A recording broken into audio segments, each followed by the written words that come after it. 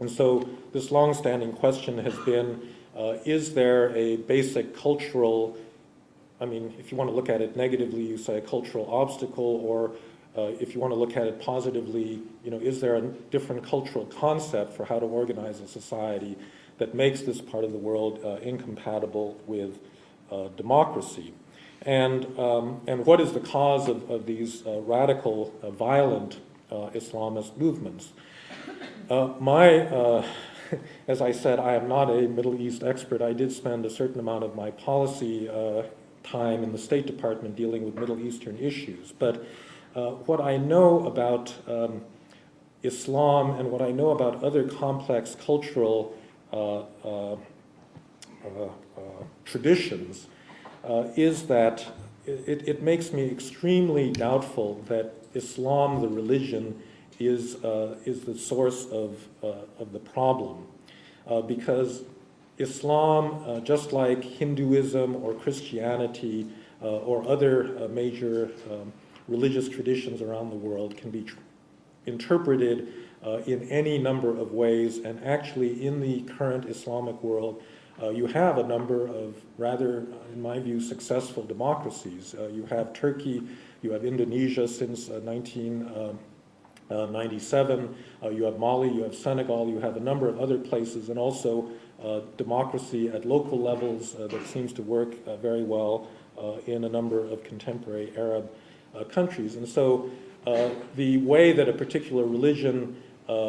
interacts with a particular political system is really a matter of interpretation, and that interpretation and whose interpretation ends up being dominant is a matter of political contestation. So the question is then, where does the violent form of Islamism that's been purporting to speak in the name of the religion Islam, where does that come from? And my personal interpretation of it is that it really does not come out of any deeply, well, it obviously has a root. There's a certain part of Islam that supports that tradition, but the reason that it has expanded has nothing to do with the inherent religious doctrine, and does have a lot to do with the social conditions that a lot of Muslims find themselves in, and particularly the confrontation with modernity and with certain Western values that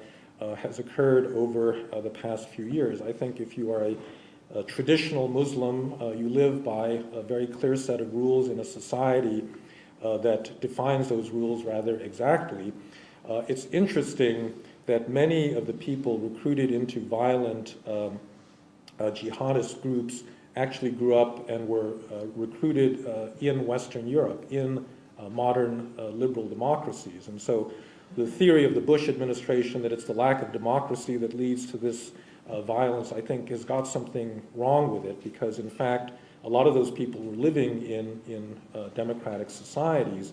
And I think the problem is actually one that we have seen in Europe and in many other parts of the world that experience this transition to modernity, from life in a small village where most of the people you know are relatives of yours, in which you've got a fairly established set of moral values that you live by, and all of a sudden you're transported to a big city, exposed to media, exposed to other very different kinds of people, in which the moral support for your particular values is not universally shared by the rest of the society. And this is the situation of many Muslim immigrant communities in Western Europe, who also have not been accepted by Germany, by Holland, by Britain, by the societies where they live as